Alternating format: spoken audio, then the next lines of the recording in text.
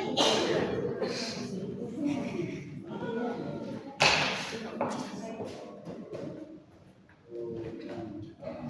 minta perhatian ya teman-teman. Assalamualaikum warahmatullahi wabarakatuh. Waalaikumsalam warahmatullahi wabarakatuh. Dan selamat pagi buat teman-teman semuanya. Sebelumnya terima kasih atas kesempatannya dari Bu Nurdian yang berhalangan hadir pada pagi hari ini. Dan juga terima kasih buat teman-teman dari Pendidikan Akuntansi C yang tetap hadir untuk mengikuti perkuliahan pada pagi hari ini. Oke, jadi untuk pada kesempatan kali ini kami akan menyampaikan atau mempresentasikan terkait dari review artikel mengenai Environmental Management Accounting Adoption Gunung Pati Community Self Help Group (CSHG) atau dengan berupa case study. Jadi ini tuh atau bisa dibilang juga penerapan akuntansi manajemen lingkungan di kelompok swadaya masyarakat atau KSM Gunung Pati yang berupa studi kasus. Selanjutnya, oke, di sini saya tidak sendiri, ada anggota kelompok saya. Yang pertama ada saya sendiri Muhammad Akbar Hidayat selaku moderator, dan juga ada Mbak Rahmatika Ismaini samping saya, ada juga Mbak Nurul Hidayat, dan yang terakhir ada dari Mbak Indah Ayu. Langsung aja, yang pertama itu terkait dengan tentang artikel. Seperti yang tadi juga saya sebutkan bahwa judul dari artikel ini itu merupakan Environmental Management Accounting Adoption in Gunung Pati Community Self Help Group, yang berupa artikel ini itu berupa case study atau studi kasus. Tahun terbitnya tahun 2023 dengan penulis yaitu ada Bu Nurdian Susilowati sendiri, kemudian ada A. Mahmud, R. Buranti Widya Suti, dan juga A. Santoso.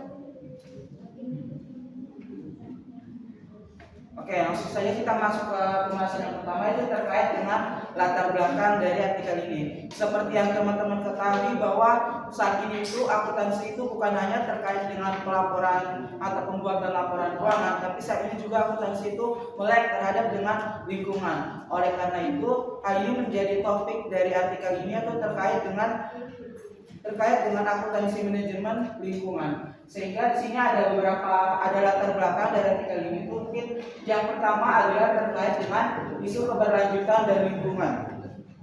Dalam akhir-akhir ini itu tentang mengenai dengan kajian isu keberlanjutan itu sedang ramai atau sedang dibuat oleh beberapa perusahaan, karena ini kan berkaitan dengan lingkungan tempat perusahaan tersebut berdiri atau beroperasional. Dalam dekade terakhir, kajian tentang isu keberlanjutan dan lingkungan itu telah memicu para akademisi untuk mengkajinya secara lebih komprehensif. Nah, dalam isu keberlanjutan dan lingkungan itu, mungkin sini teman-teman juga sudah nggak asing lagi sudah dijelaskan juga pada mata kuliah laporan keberlanjutan atau sustainability reporting itu mengenai konsep triple bottom line atau konsep TBR, yaitu ada place, people, planet, people sama profit. Itu yang berkaitan dengan sosial, bumi, terus juga terkait dengan profit dari perusahaan. Nah, kemudian dari konsep triple bottom line ini itu ada yang namanya dengan akuntansi manajemen lingkungan atau bisa disebut dengan Economic Management Accounting atau EMA yang merupakan salah satu pengembangan dari konsep keberlanjutan dan lingkungan. Nah, dari beberapa penelitian yang sudah ada sebelumnya, konsep EMA ini itu mengembangkan konsep EMA itu digabungkan dengan dua komponen lingkungan. Itu yang ada, yang pertama itu akuntansi manajemen lingkungan moneter atau disingkat dengan MEMA, itu manajemen ekonomi MEMA, dan akuntansi manajemen lingkungan fisik yang disingkat dengan BEMA. Nah, kalau MEMA ini tuh berfokusnya tuh pada finansial lingkungan yang meliputi kejadian masa lampau, sekarang, dan masa yang akan datang. Sedangkan PEMA itu lebih fokusnya terhadap dengan lingkungan, terhadap sistem ekologi yang agar perusahaan itu tidak kehilangan sumber daya ekonominya.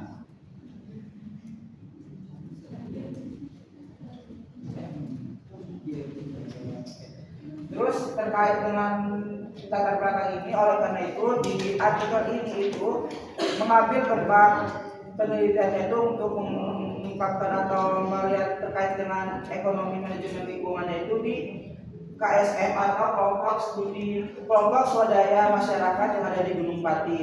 KSM ini itu merupakan dia tuh menyediakan layanan terkait dengan air bersih dan sanitasi yang berada di 198 rumah tangga dan melayani sekitar 10.300 jiwa. Nah, dilihat dari sini kan itu udah banyak rumah tangganya, itu sebanyak 198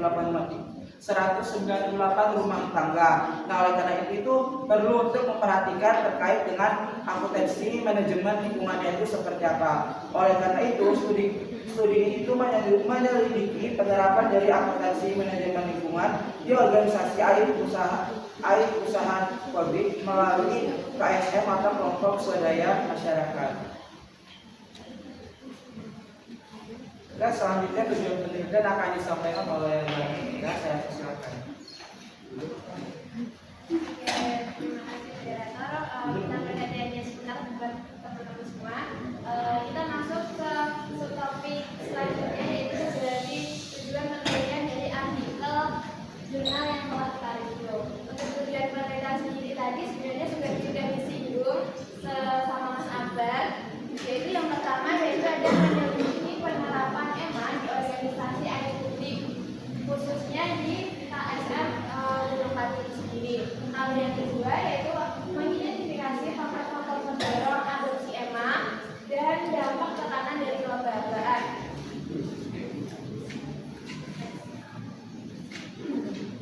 Oke, kita masuk ke variabel penelitian dulu ya teman-teman sebelum masuk ke metodologi penelitian.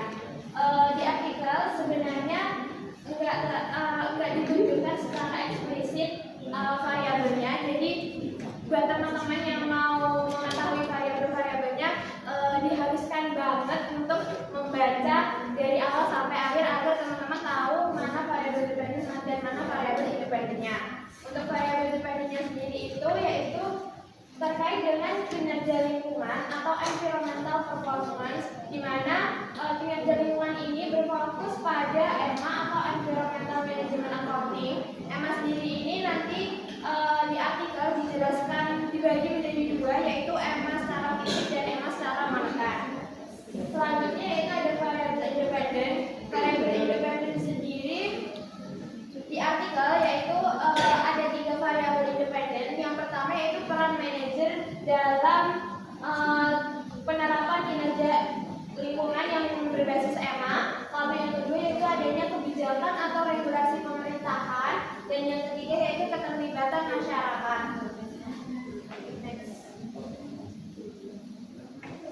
Oke, kita masuk ke metodologi penelitian. Setelah tadi kita mengetahui variabel penelitian, kita masuk ke metodologi penelitian. Pendekatan artikel penelitian yaitu dengan studi kasus kualitatif di CSHG atau KSM Berkah Mandiri Gunung Pati. Metode yang digunakan yaitu melalui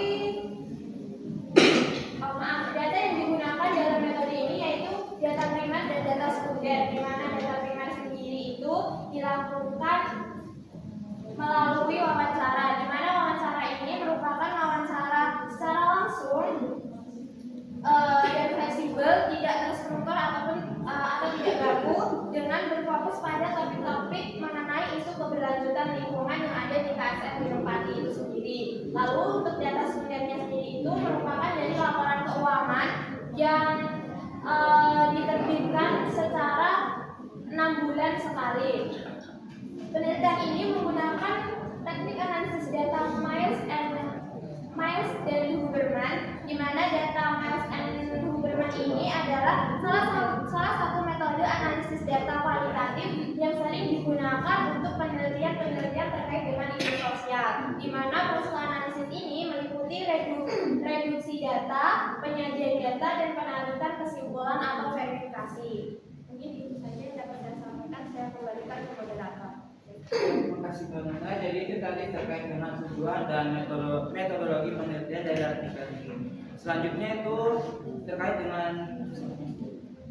terkait dengan pembahasan yang akan disampaikan oleh Mbak Niko.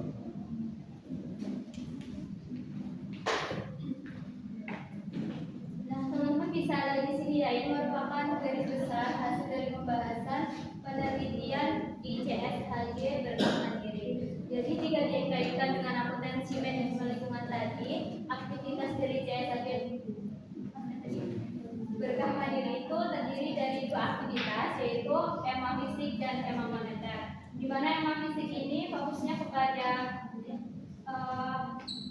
analisis karakteristik dan formasi EMA dan pengungkapan data lingkungan, di mana nantinya pengungkapannya ini diungkapkan dalam satuan formula. Sedangkan EMA moneter itu nantinya menganalisis pola informasi EMA dan pengungkapan dokumen lingkungan di JSHG Berkah Mandiri untuk mengumpulkan pola. Dan nanti pengungkapannya ini namanya kan moneter, berarti berhubungan dengan keuangan, dan nantinya akan disampaikan dengan satuan uang.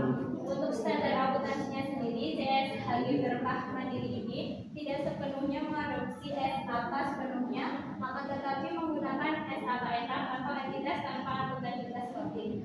Dikarenakan sifat JSHG Berkah Mandiri ini merupakan perusahaan lembaga yang berbasis masyarakat. Nah, ini merupakan data proses atau hasil olahan data dari fisik di JSHG Berkah Mandiri, di mana meliputi ada 4 kategori atau indikator yang pengungkapannya ini meliputi beberapa aspek. Nah, ini tadi yang saya sampaikan dengan satuan kubik meter dengan jumlah per hari.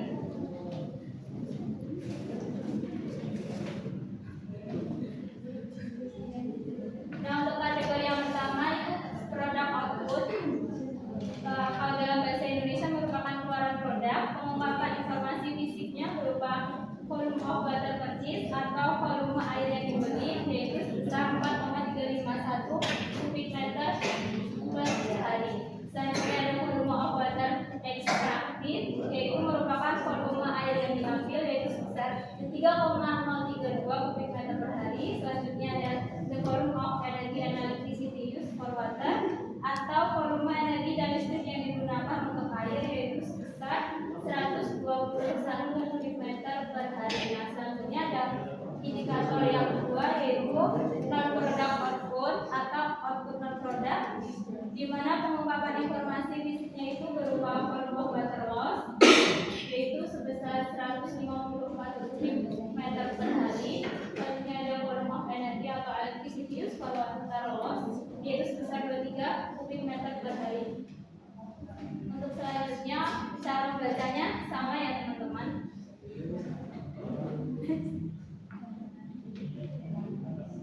Nah, dari hasil olahan data tadi bisa ditarik hasil pembahasan mengenai EMA fisik, yaitu JSHG Berkah Mandiri terlibat dalam berbagai kegiatan seperti pencatatan volume air, termasuk jumlah air yang diproduksi, air yang dibeli, penggunaan listrik, kehilangan air, dan penggunaan listrik terkait, daur ulang air yang tidak terpakai, dan peran pengelola dalam mempromosikan kesadaran lingkungan dan mengatasi dampak negatif emisi pada masyarakat sekitar.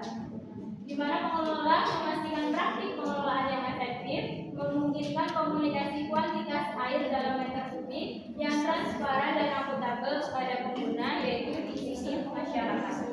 Selanjutnya,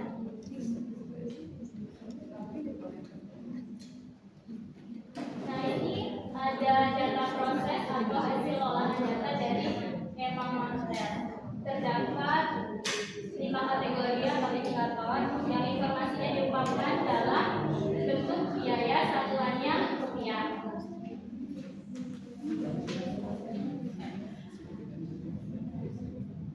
Nah, untuk kategorinya yaitu produk output atau keluaran produk, di mana pemaparan informasi moneternya yaitu meliputi cost of water purchase, biaya pembelian air, selanjutnya cost of water extracted, biaya pengambilan air, terus ada cost of energy dan electricity for treatment. Untuk berapa jumlahnya bisa teman-teman lihat di sini ya. Indikatornya ada 5, yaitu keluaran produk, output produk, aliran limbah, biaya tidak langsung, dan kemudian ada eksternalitas.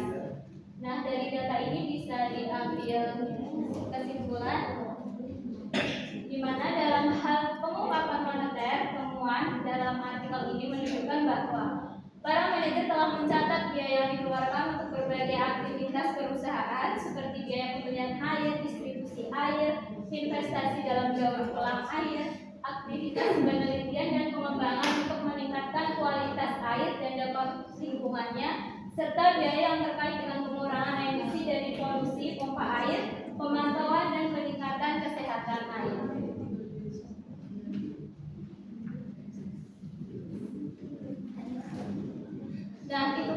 tadi terkait identifikasi aktivitas terkait environmental management accounting. Nah, untuk pembahasan yang kedua ini mengenai faktor pendorong perusahaan untuk mengadopsi EMA dan mengeksplorasi efek atau dampak interaksi kelembagaan.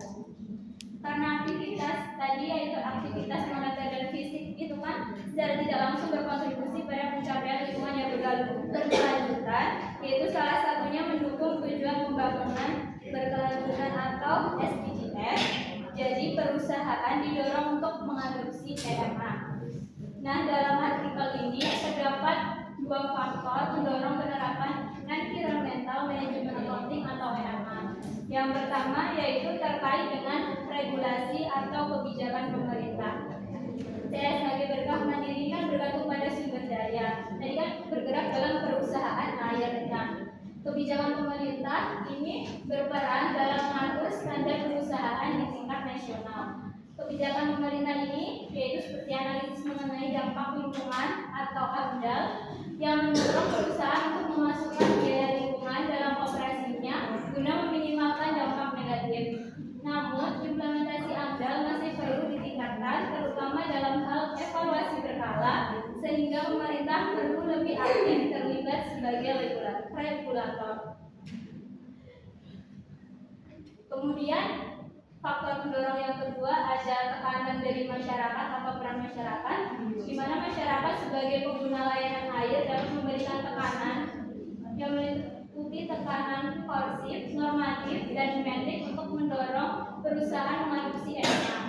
Faktor dan keuangan seperti umpan balik pelanggan dan kepedulian lingkungan masyarakat mempengaruhi keputusan strategis perusahaan, di mana manajer perusahaan sebagai pengambilan keputusan mempertimbangkan kepercayaan masyarakat sebagai pelanggan utama untuk memastikan kelangsungan operasi perusahaan.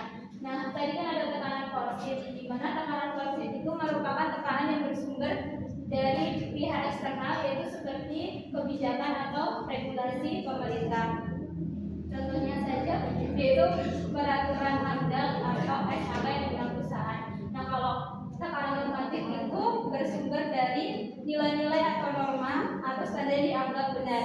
Contohnya saja profesionalisme, etika, atau harapan sosial. Nah, contohnya itu perusahaan mengadopsi EMA tadi atau penerapan SPR.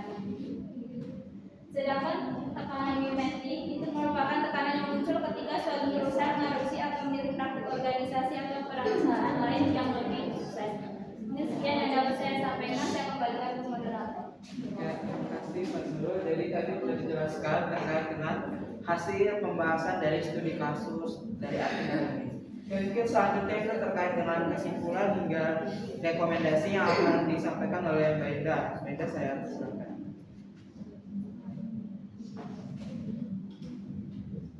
Baik, teman-teman, yang selanjutnya itu ada kesimpulan. Yang pertama bahwasanya KSM G4 ini ternyata berhasil mengintegrasikan EMA baik fisik maupun moneter di dalam operasinya meskipun sistemnya masih sederhana. Nah, untuk yang kedua sendiri, penerapan EMA dapat menjadi model bagi perusahaan air publik lain untuk mencapai ketahanan air yang berkelanjutan. Karena kan Indonesia memiliki krisis air seperti itu. Untuk keterbatasannya sendiri dari artikel tersebut adalah bahwasanya studi kasus kualitatif tidak terintegrasi atau perlunya penelitian lebih lanjut terkait dengan metode survei. Selanjutnya, kemudian di sini kami setelah menganalisis mendapatkan kekuatan dan kelemahan dari artikel ini. Yang pertama itu ada relevansi konteks lokal, yang dimana studi kasus ini tentunya di Indonesia mengangkat isu kritis terkait kelangkaan air dan peran dari komunitas swadaya masyarakat. Yang kedua yaitu kontribusi praktis, di mana di sini memberikan contoh yang konkret dari penerapan EMA sendiri di organisasi nirlaba berbasis masyarakat. Yang terakhir bahwasanya di artikel ini sudah melakukan analisis yang holistik, yang dimana menggabungkan tidak hanya aspek fisik namun juga ada aspek moneternya juga di dalam tema, serta juga terkait tekanan dari kelembagaan. Nah, selanjutnya untuk kelemahannya tidak dipungkiri bahwasanya setiap artikel pasti memiliki kelemahannya, yaitu ada 3 di sini. Yang pertama adalah generalisasi terbatas, yaitu hasil yang berlaku dari KSM Gunung Pati tidak mewakili seluruh perusahaan lain di Indonesia. Yang kedua adalah kedalaman analisis, bahwasanya kedalaman analisis yang dilakukan di artikel ini kurang dalam membahas bagaimana biaya lingkungan itu diukur secara spesifik, jadi hanya menyajikan data saja menurut yang sudah ada. Yang terakhir adalah tantangan dari implementasi ini itu tidak dijelaskan strategi yang mengatasi kendala seperti kebijakan pemerintah yang tidak konsisten, karena kan tadi kebijakan pemerintah juga sebagai variabel independen. Nah, terakhir teman-teman, ini ada poin rekomendasi untuk penelitian selanjutnya yang perlu memperluas cakupan dari geografisnya, karena metode baik metode maupun pendekatan teoritis yang untuk memperkaya tentang tema ini fokus pada integrasi teknologi, kebijakan, dan juga partisipasi masyarakat akan memperkuat relevansi dari tema dalam konteks global maupun lokal. Jadi penelitian selanjutnya ini harapannya bisa dapat memanfaatkan metode survei untuk menyelidiki lebih jauh terkait faktor pendorong perusahaan air bersih dalam mengadopsi EMA, termasuk juga di sini adalah peraturan budaya, terus ada juga kelembagaan dan juga di pemerintah sendiri. Selanjutnya saya kembalikan ke masyarakat. Oke, terima kasih Mbak Ida atas. Oke, jadi itu tadi terkait dengan review artikel dari kelompok kami. Oke, sebelum menutup presentasi, apakah ada yang ingin bertanya? Oke, 2 orang aja, ada lagi. Oke, sepertinya cukup ya. Oke, langsung aja saya persilakan kepada Mbak Yani. Ya, terima kasih Mas Akbar. Sebelumnya ingin bertanya, tadi di variabel itu kayaknya belum dijelasin indikator variabel yang menjadi ini apa namanya pengukuran variabel. Itu mungkin bisa dijelaskan indikator variabelnya.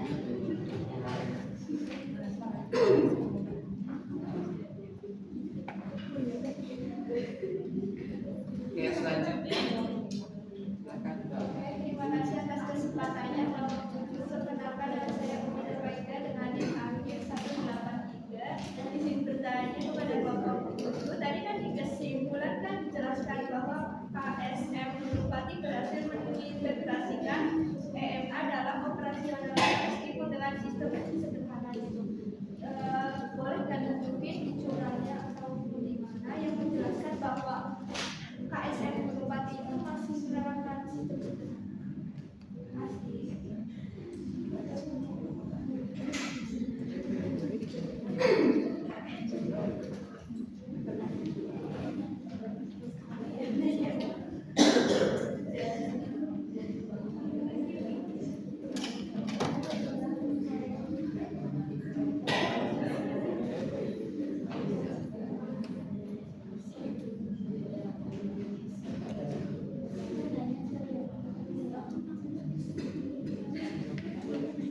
Baik, mungkin kita langsung bisa menjawab.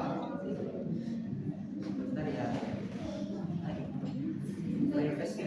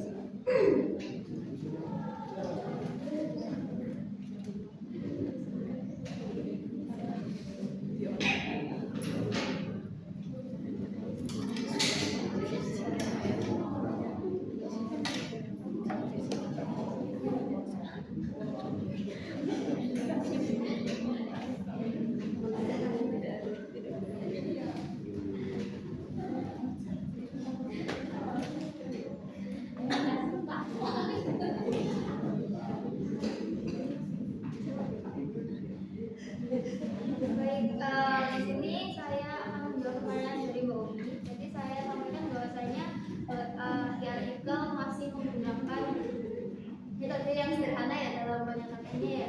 Nah ini bisa dilihat pada tabel baik EMA fisik maupun EMA moneter. Ini kan didapat dari hasil data sekunder ya. Jadi langsung ambil langsung dari sumbernya. Please. Ini dapat dilihat bahwasanya pencatatannya itu hanya sebatas apa kategorinya, kemudian penguatannya apa, dan jumlah yang digunakan berapa. Jadi kayak sebatas pencatatan pengeluaran sederhana dalam penerapannya. Dan secara spesifik berbeda dengan bahwasanya teman-teman di sini bisa melihat laporan keberlanjutan. Itu banyak banget indikator yang digunakan seperti itu. Oke, terima kasih. Ya mungkin jadi sedikit menambahkan. Jadi di sini tuh dia tuh menggunakan EMA fisik sama EMA moneter. Jadi gaya sampai menghitung seperti yang kayak kita pelajari di science and activity reporting, yang kayak menghitung terkait dengan laporan berkelanjutan itu seperti apa dan lain-lain. Jadi dia hanya menggunakan terkait EMA fisik dan moneter ya. Jadi dilihat terkait pengeluarannya dan juga bagaimana akhir itu di dan juga menggunakan SAK. Jadi untuk artikelnya ini langsung oleh dari Yudian yang menulis. Pakai template juga. Terima kasih. Selanjutnya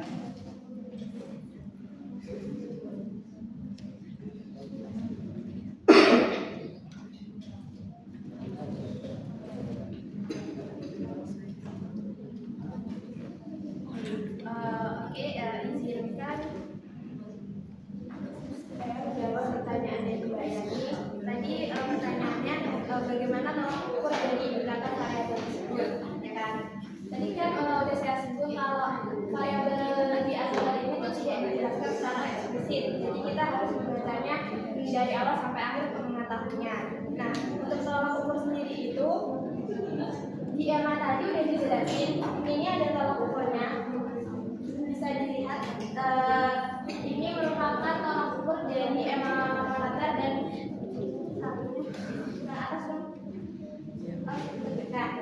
dan ini adalah tolak ukur dari EMA fisik. Tadi udah disinggung juga sama Mbak Nurul terkait dengan kategori dan indikator-indikator apa saja yang masuk di dalam tolak ukur sebagai variabel independennya.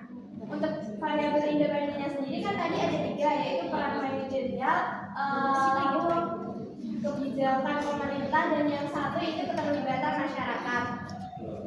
Nah, untuk peran manajerial ini sendiri itu dapat dilihat pada bagian sebelah bawah.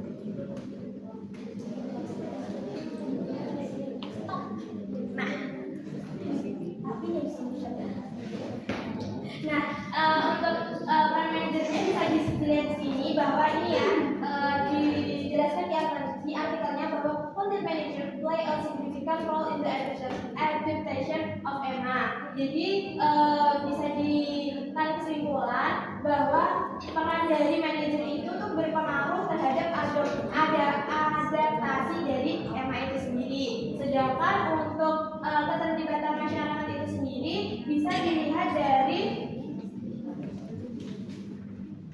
ini. As better service users atau customer, the community can be a source of sense pressure because customer are critical factor in implementing EMA. Jadi customer sendiri berpengaruh terhadap faktor-faktor untuk mendukung implementasi dari EMA itu sendiri. Sedangkan untuk kebijakan atau regulasi pemerintahnya itu bisa dilihat dari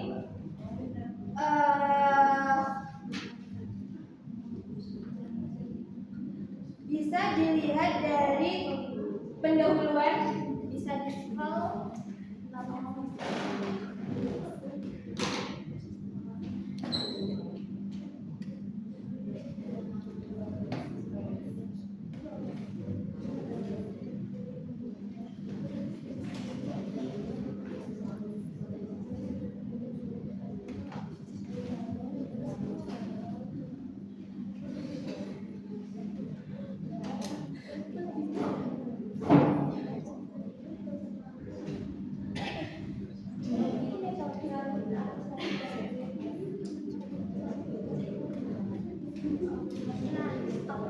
Nah, bisa dilihat di sini bahwa furthermore the reputation of EMA is still limited and fragment within companies primarily and reactive and preservative states to step first and improve efficiency.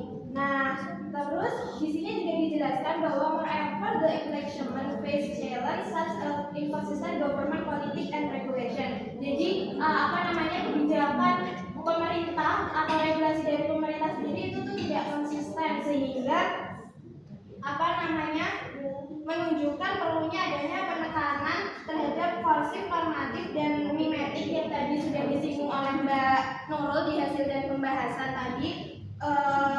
Itu juga berpengaruh untuk meningkatkan dalam adopsi EMA di KSN inovasi sendiri sehingga perlunya adanya kebijakan dan atau regulasi pemerintah yang tepat. Bisa diterima Mbak ya? Oke.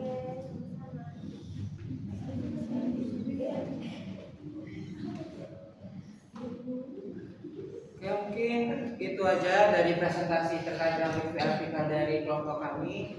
Mungkin buat teman-teman yang tertarik pada topik pembahasan untuk nanti tugas akhir terkait dengan isu akuntansi lingkungan ataupun terkait dengan laporan berkelanjutan, mungkin bisa mengambil salah satu contoh dari studi kasus ini ataupun bisa lebih mengembangkan dari ide yang teman-teman punya. Kurang lebihnya dari kelompok kami mohon maaf. Wassalamualaikum warahmatullahi wabarakatuh. Waalaikumsalam.